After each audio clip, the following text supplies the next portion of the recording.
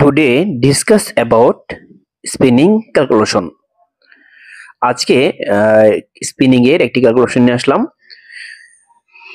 সেটা হচ্ছে যে ড্রাফট এবং অ্যাকচুয়াল ড্রাফট কিভাবে বের করব, ঠিক আছে?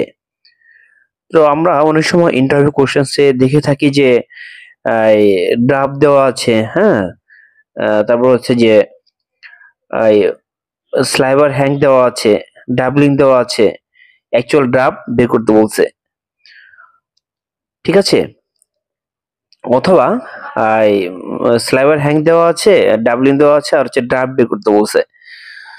তো আজকে আমি দুইটাই দেখাবো। তো ব্রেকার ড্রয়িং স্লাইভার হ্যাং হচ্ছে 0.104, finisher drawing sliver hang equal হচ্ছে 0.111, ঠিক আছে? তো আমরা ফিনিশার ড্রয়িং এর যে ড্রাফট সেটা আমরা বের করব। ফিনিশার ড্রয়িং এর ড্রাফট আমরা বের করব এবং কি অ্যাকচুয়াল ড্রাফট বের করব। তো ডাবলিং দেওয়া আছে 8 ডাবলিং আমরা চালিয়ে থাকি কিংবা 6 ডাবলিং চালিয়ে থাকি। তো ব্রেকার ড্রয়িং স্লাইভার হ্যাং হচ্ছে 0.104, যেটা বললাম। ফিনিশার ড্রয়িং এ 0.111, ডাবলিং 8। তো আমরা জানি ড্রাফট ইকুয়াল হচ্ছে delivery hank by feed hank, তাই না? এটা আমরা জানি ড্রাফট ইকুয়াল হচ্ছে delivery hank by feed hank. তো যেহেতু ডাবলিং আছে তার ডেলিভারি হ্যাং ইনটু হচ্ছে ডাবলিং।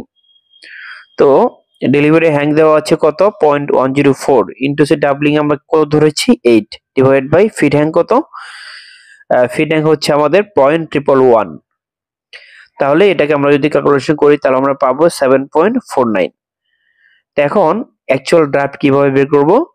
অ্যাকচুয়াল ড্রাফট ইকুয়াল হচ্ছে 7.49 মাইনাস হচ্ছে 1.25। তো 1.25 টা হচ্ছে এটা আপনার স্লিপেজ। স্লিপেজ বলতে যে আমাদের এখানে শর্ট ফাইবার থাকে, হ্যাঁ, তারপর হচ্ছে যে ট্রাশ থাকে। তো সব মিলে আমাদের এখান থেকে আমরা 1.25% আমরা বাদ দিব।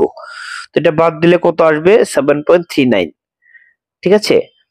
তো এটা হচ্ছে আপনার অ্যান্সার, অর্থাৎ অ্যাকচুয়াল ড্রাফট বের করার নিয়ম।